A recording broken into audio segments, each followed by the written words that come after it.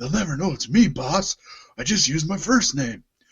Submitted a public comment during a meeting at the Orange County Board of County Commissioners on Tuesday, saying that he feels forced to work and is afraid to speak out due to fear of termination, but is asking the Florida government to shut down the television taping so that WWE employees may properly follow social distancing guidelines. Now, this is a callback to what we talked about last week, where the governor did open up certain businesses and included WWE as an essential employee. And this employee is saying, hey, take that away, because even though they say if you feel like you don't want to work, you don't have to, that shit's going to come back around, and I'm going to be fucked. Yep. Poor John. Hope Vince doesn't find out who you are. Right. And it's a story we've heard before, when they talk about, now I can't even, was it RV? I think it was RVD. When they were talking about when they would do the shows over in Iraq or overseas, to support the troops. And they were said, nobody has to go if they don't want to. And RVD had to tell them like 7 times, no, I don't want to go. Well, you really should. Well, I don't want to go. Well, it looks better if you do. I don't want to go. Finally, RVD didn't go, and then RVD lost his world championship. He also got arrested for smoking weed. I don't know. Doesn't look good. But still, Vince has been known to hold grudges when people don't do what he wants them to do when he gives them the option otherwise. Yeah. Yeah, that's definitely not a strange side of Vince. It's something we're very, very used to seeing. Yeah. I had read something about this earlier this week, too, and WWE had issued a statement that John was not a real person and that everything that was in the statement was lies. But of course... Oh, of course it is. Yeah, of course. I knew that. It's kayfabe! It's fake news.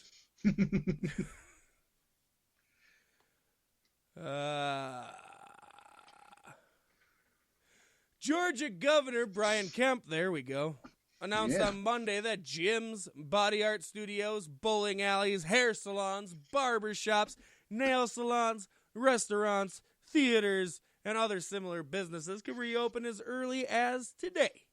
Similar businesses. That's a wide fucking range there, that's buddy. That's everything. That's just exactly. That's Except just for bars. Everything. Well, restaurants are similar to bars. Why not?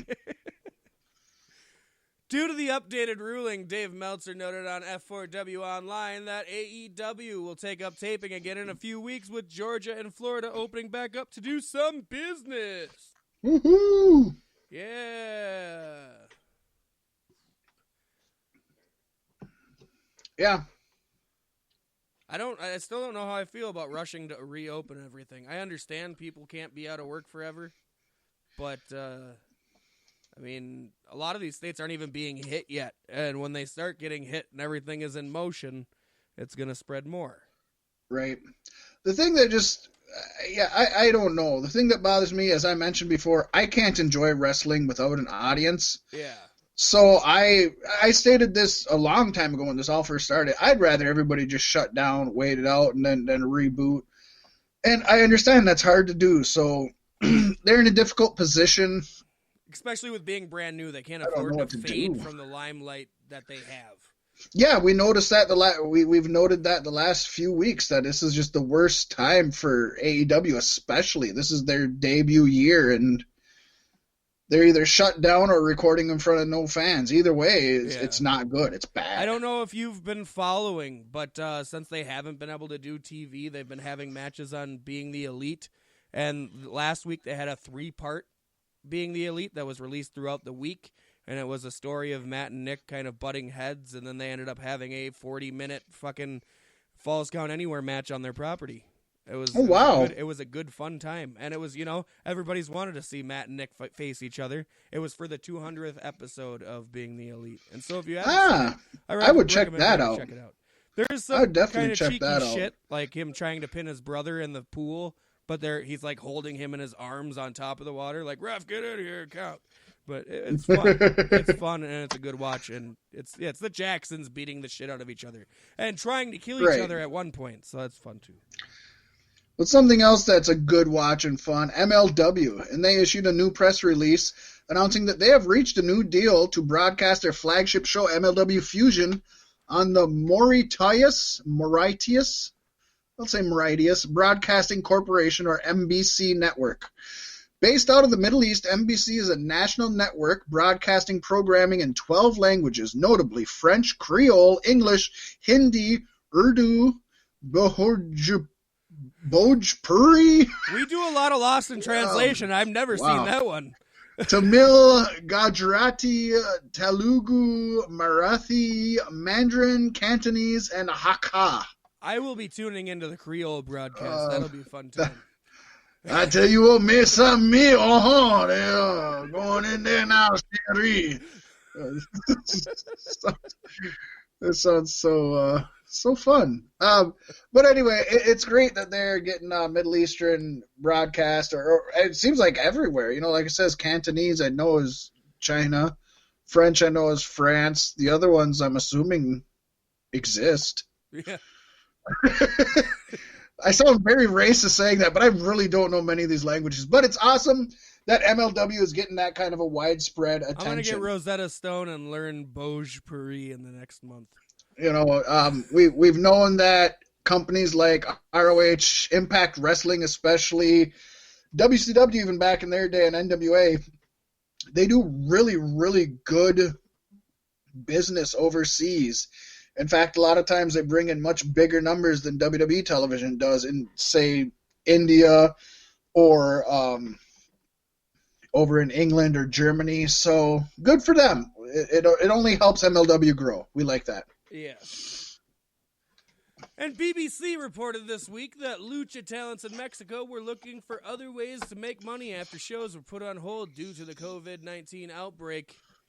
It was noted that the tradition of wearing elaborate costumes and masks means they were all well placed to use their skills and materials to make productive masks for the people. Soberano is selling masks for 150 Mexican pesos, or around $6, with designs associated with legendary lucha stars such as Blue Demon and El Santo.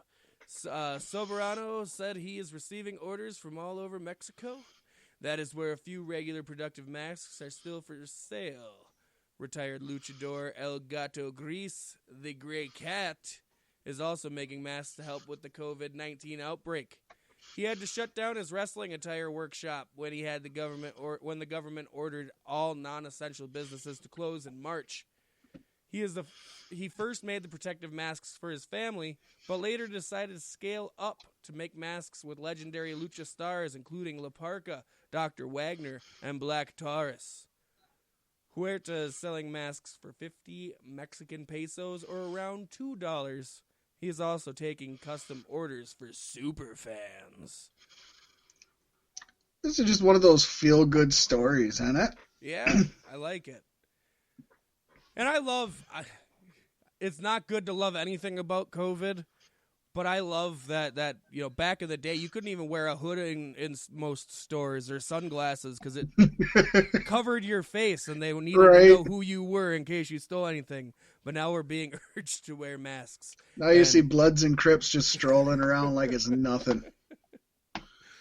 I love the people that wear those like bandanas and shit too, knowing goddamn well they don't prevent anything. Right. Fun stuff. But good for them. If you want to support them, go. It's not hard to find them online. They're cheap. I know a lot of places online are selling you Americans $20 fucking luxury masks that don't do anything. Right. So... These ones are great, and from people that really know how to make, facial. Facial. Does it hurt that wear? Most lucha masks don't have coverings for the nose and mouth? Like, are these really helping people? Right? Come on. In Paystee, we're going to talk about a couple guys who are not helping anyone, in fact, harming them, and that comes into play in our comings and goings section. The Revival, who we just said last week, I think we announced were released. Yes. They revealed they will be using the name The Revolt as their team name moving forward. However, this name is already being used by indie stars Caleb Conley and Zane Riley for their team. Well, they should just beat him up and take it then, huh? The indie team has been using the name for more than 5 years in the North Carolina independent scene, which has some upset in the industry because the indie stars have invested heavily in promoting and merchandising the name. Now, some might say, well, they probably don't know them, they've never heard of them, whatever. Well, both Dash Wilder and Scott Dawson from the Revival are from the Carolinas and are familiar with the duo, so this move has been perceived as personal, because one of their own went against the hardworking indie talents, and these are two guys that should understand what it's like to fight up from the bottom. Yeah, they should. But as an entertainer, I have to say, if you've been doing anything in a business for 5 years and you haven't trademarked your name, that's kind of your fucking fault. Yes, as a business perspective, but I don't know many to any indie wrestlers that trademark their names, because anybody who's ever went to trademark stuff, it literally costs you tens of thousands. Less than most indie wrestlers. We had our shit copyrighted like right at the beginning. You got to do that shit. You have to protect your assets, especially when you're an independent. Where'd you get it copyrighted through? Because it costs tens of thousands of dollars to get something copyrighted. Oh, no, not even. Oh, yes, it does. It literally does. Something as easy as writing it on a piece of paper, mailing it to yourself, and never opening that envelope. The post stamp is enough to state and to fight in court that was yours, as long as you've never opened. Oh, somebody lied to you, because that legally is not viable. No, you literally have to go through copyright court. You have to first. You literally have to apply for it. Then you have to personally seek out if any. Yes, I actually know this. You have to seek out if anybody else owns it. Then once you get the okay to apply for it, then you have to put money into a third or a second search that actually goes farther than that one. Then you have to pay to get the patent to apply for it, and then you have to actually pay to get it through. It literally costs tens of thousands of dollars to apply a copyright. Whoever told you that has no idea of anything about law. Otherwise, everything would be copyrighted. No, because you have to have your name trademarked to release your music via any of the 3 major music groups. No, you don't. Yes, you do. You go look up copyright laws, and we'll see who's right or wrong on this one, because that's something I know. You cannot just copyright shit. It takes a long time through legalities. Actually, somebody just go watch Shark Tank and see how many people don't have their shit copyrighted and how much it costs to get something trademarked or copyrighted. It's quite an investment. It's not something that the average person can afford to do. You need to be making money to be able to copyright something, which makes sense. You should. Yeah. Because if you're not making money off of it, then somebody else who is making money could. I also had heard that they were using the name Fear the Revolt to go with the FTR that they already copyrighted. Right, which makes sense. And so if it's Fear the Revolt, then it's not taking their name. Well, if their name's the Revolt and they're trademarking Fear the Revolt for t-shirts, it's still... I mean, it's just shitty. Can we just admit it's shitty? Yeah. There's 1,000,001 names they could take. But especially Dash and being Dawson from the are area. both old school roughneck guys, and for them to take names from somebody else is in character to me. It's in character with WWE, I think. Gotta learn something from Vince, right? That is true. I'll give you that. Well, in crazy news, Crazy Steve returned to Impact Wrestling during the company's Rebellion event that we did not predict and we will not review. Maybe review at some point. Not this week. Crazy Steve appeared as the mystery partner of hardcore legends Tommy Dreamer and Rhino to take on OVE's Jake Christ, Dave Christ, and Madman Fulton. And I'm assuming Crazy Steve, Dreamer, and Rhino lost.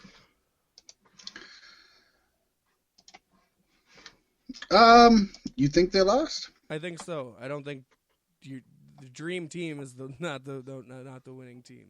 Yeah, they beat them. They beat OVE? Yeah. Oh. Yeah, with Crazy Steve's help. They did.